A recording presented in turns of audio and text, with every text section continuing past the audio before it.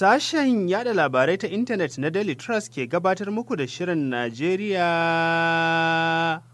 a yau.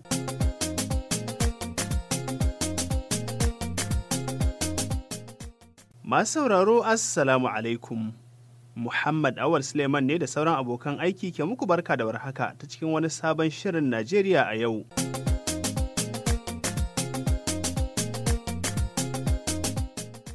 Tun bayan lashe zaben gwamnan jihar Kano da ya gudana a ranar 18 ga watan Maris ɗin da ya gabata, zababben gwamnan jihar Kano, Abba Kabir Yusuf ya fara baiwa jama'ar jihar shawarwari kan waɗansu al'amura da ke ciwo 'yan jihar tuwo a ƙwarya.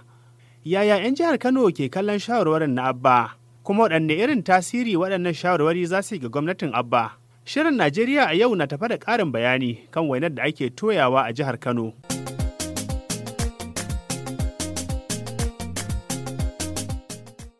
To kamar yadda muka ambata a farkon shirin cewa mun dubi wainar da ake toyawa ne a jihar Kano tun bayan lashe zaben da Abba Kabir Yusuf na jam'iyyar NNPP ya yi.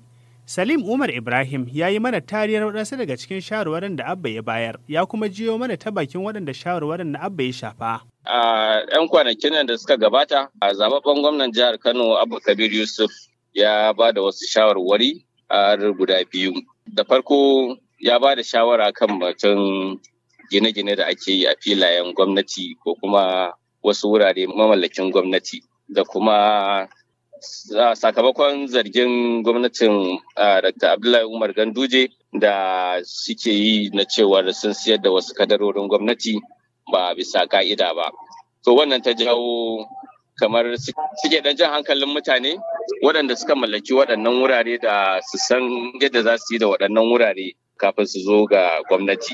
Shawarar da ya fara bayarwa shine dukkanin wanda ya san yana gini a irin waɗannan wurare da ya dakata, waɗanda suke rushe-rushe su ma su dakata. Waɗannan wurare sun kuma haɗa da makarantu, kotu, a filin idi, akwai fili da yake jikin badala ta jihar Kano, da kuma wasu wurare dai mamallaka gwamnatin jihar Kano. Waɗannan wurare da ake magana a kansu, wurare ne waɗanda dama an ware su ne domin yin wasu buƙatu daban, sai kuma aka sai da su aka canza abin da za a yi da su? Akasari waɗannan wurare kamar yadda na ambata a baya, yawancinsu makarantu ne, masallatai, kotu da kuma da asibitoci da filin idi. Wurare ne waɗanda dama ana aiwatar da al'amura a wuraren, ana karatu, ana sallah, ana da sauransu. Na'am.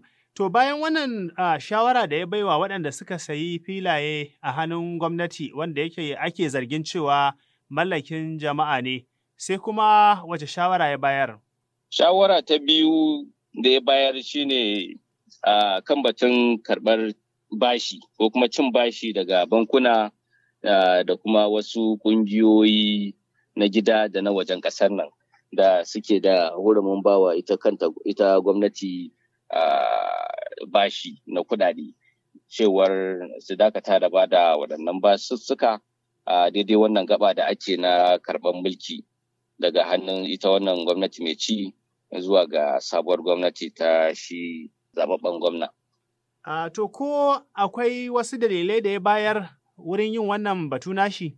To dalilan dai ba za su wuce kan cewar suna ganin kamar gwamnati ta zo ƙarshe, suna zargin cewar gwamnati za ta iya musu mugunta ko kuma wani shiri da yake da alaka da mugunta din wurin ciyo musu bashin da zai zo ya dame su kansu wurin aiwatar da tasu gwamnatin. Wannan su ne ɗaya daga cikin dalilan da ake zargin ya sa shi zababben gwamna ya sa ya yi wannan furuci ko kuma ya bada wannan shawarwari. To tun da shi zababben gwamna Abba Kabir Yusuf yake ta waɗannan shawarwari, shi gwamna mai ci a yanzu Abdullahi Umar Ganduje ya fito ya yi wani tsokaci a kai ko kuma wani kusa da shi? Wani da gaske awanni kalilan bayan ita wannan shawara ta farko da shi zababben gwamna Abba Kabir Yusuf ya bayar, gwamnan jihar Kano Abdullahi Umar Ganduje ta bakin kwamishinan yada labarai na jihar Muhammad Garba sun yi martani inda suka ja hankalin shi da cewar ya dakata tukunna da irin waɗannan kalamai nasa har sai an yi rantsar da shi tukunna, sakamakon shi Abdullahi Umar Ganduje shine gwamnan jihar Kano har a yanzu. To mu koma ɓangaren waɗanda suka sayi filaye na gwamnati. Shin a cikinsu ka samu ganawa da waɗansu? To har yanzu dai muna kan bincikawa domin mu zanta da wasu daga cikinsu domin mu ji halin da suke ciki. Sun firgita da wannan kalamai na zababben gwamnan jihar Kano, Abba Kabir Yusuf, ko kuma suna na akan bakarsu sun siyi waɗannan wurare za su ci gaba da amfani da su ba su tsorata ba. Hakan mu dai bata cimma ruwa ba har yanzu, duk da dai muna kan neman su mu tattauna da su. To amma ga dukkan alamu wasu daga cikinsu ba su girgiza ba ko gizau ba su tsorata da wannan al'amari ba. Abin da ya sa na ce haka shine don ka zagaya cikin ƙwaryar birni musamman waɗannan wurare da wannan al'amari ya faru inda aka yi wa'annan gine-gine. Kamar ina da ina kenan, za mu so ka ɗan bayyana mana sunayen unguwannin. Kamar a Mariri akwai gidan gajiyayyu da kuma marayu, waɗanda akasarinsu yara ne waɗanda aka kawo su rikicin ta'addanci akasari daga jihar Borno da sauransu ya ritsa da su, suka rasa iyayensu aka ajiye a wannan gida. Akwai wuri ne mai girman gaske kwarai da gaske, akwai makaranta a wurin da komai. Jikin katangar an tsaga ana gina shaguna. Ko a jiya da na fito na tarar da wannan wuri ma'aikata suna ci gaba da gine-gine a wannan wuri, kuma irin wannan wurare suna daga cikin wuraren da shi zababben gwamna ya ja hankalin cewar a dakata da gine-ginen. Haka zalika na wuce yanzu ta Triumph. A filin Triumph an mayar da ita kanta jaridar Triumph ɗin da ma'aikatanta can wani wuri na musamman daban da ke Amana City. Yayin da shi wannan wurin yanzu haka ake kan gina plaza mai girman gaske, kuma ko a yanzu da na wuce na tarar da tsirarin mutane suna ci gaba da ɗan ayyukansu a wannan wuri. Wato a takaice dai su jama'ar da ake magana cewa su dakata da aiki ba su dakata ba. Gaskiya za mu iya cewa akasarinsu sun dakata, yayin da yawansu kuma dai suna nan suna ci gaba da gudanar da al'amuransu yadda ya kamata. To madalla Malam Salim.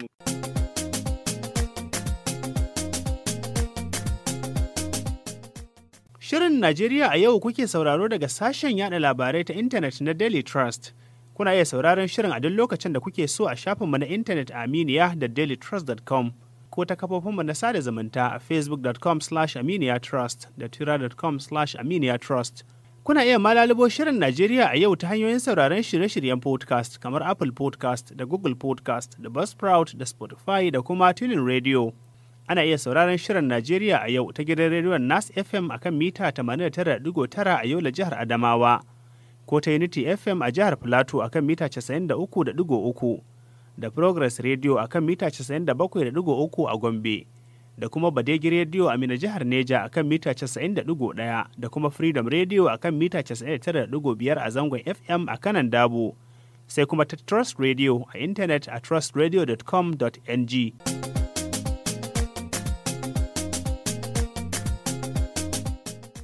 To madalla, yanzu ga Farfesa Kamilu Sani Fage, malami a sashen kimiyyar siyasa na Jami'ar Bayero ta Kano, da fashin bakin irin waɗannan shawarwari da Abba Kabir Yusuf yake bayarwa a jihar Kano. To gaskiya a matsayin shi na zababben gwamna akwai matsaloli guda biyu da za a kalli wannan shawarwari da ibada.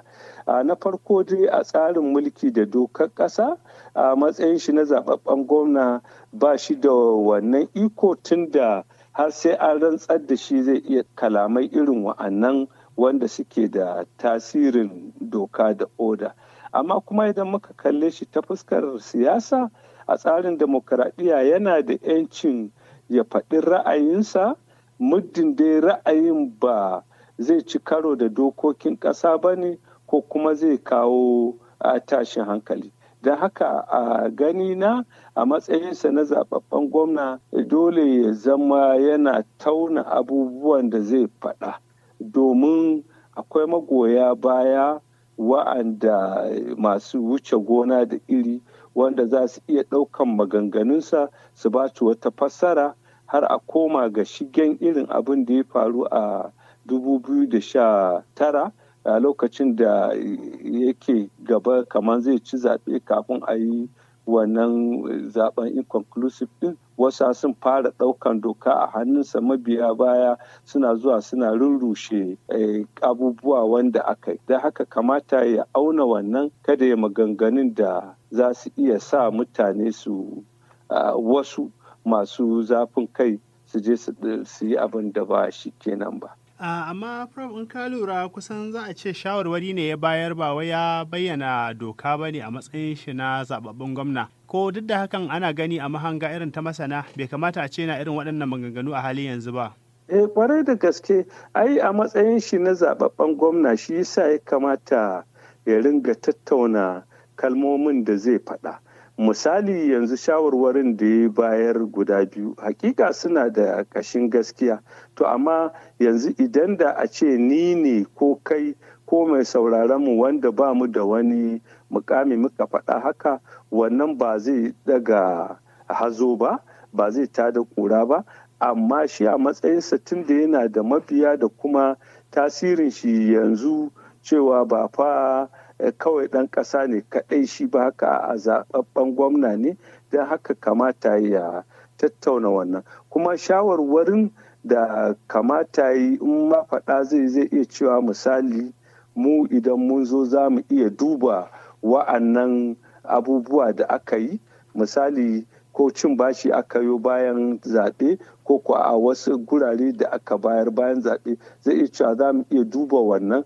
Idan bai bi ka'ida ba za mu iya soke shi, amma idan ya ce mutane kar su yi, to kaga wannan shine zai ta da hazo, wanda kamar yadda na ce saboda girman kujerarsa duk da ba a rantsa shi ba yana da tasiri, ba fa mutum ne kawai kaɗai kansa ba, a'a mutum ne zaɓaɓɓe wanda yake jiran gadon mulkin Kano.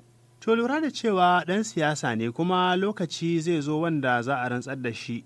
Kana ganin irin waɗannan kalamai za su ƙara mishi farin jini ne a halin yanzu ko kuma za su taɓa irin kwarjini da farin jini da yake da shi? Na, to su dai waɗannan kalamai gaskiya za su zame mushi cankace kare ne. Idan yanzu da ya faɗa haka, idan ya aka rantsar da shi bai yi ba, to mutane za su dawo daga rakiyarsa. Da haka shi sa na ce ma ya tattauna abubuwan, domin a yanzu yana hange ne abubuwa sai in ya hau ya ga gaskiyar dokokin da koma da suke tattare da abin, ta iya yiwuwa wani abin ya so ya yi, amma ga matsala ga siyasa ga wane ne ya sa ji ya haƙura. Da haka shi sa na ce kamata ya rinka ciza maganar, ya bari sai ya zo an rantsar da shi ya kalli duk abubuwa, ya gane hakikanin yadda abubuwa suke, sannan zai iya fitowa ko ya yi maganar da zai soke ko wane ne ya ɗau dai hukunci a kai. Amma yanzu tunda ba a ciki yake ba, ta iya yiwuwa bayan an mushi ya ga abin da zai iya tilasta shi ya dawo daga waccan magana da yi. To kaga a nan kuma sai a faɗi ba nauyi, mabiya baya da mutane da suke zata in ya zo zai yi ce a ɗinsa ta zama a, sai a ga kuma ya ce a wani gurin ya zo ya ce a'a. Da haka shi sa wanda yake irin wannan mukami na jagorancin jama'a sai ya yi nazari, ya dubi abubuwa kafin ya furta maganar da zai faɗa ga jama'a.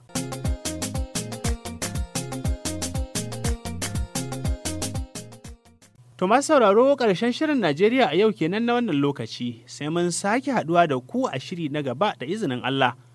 Yanzu a madadin abokan aiki na Halima Jumrau sai editan shirin Sani Ibrahim Faki, ni Muhammad Awal Suleiman ke cewa huta lafiya.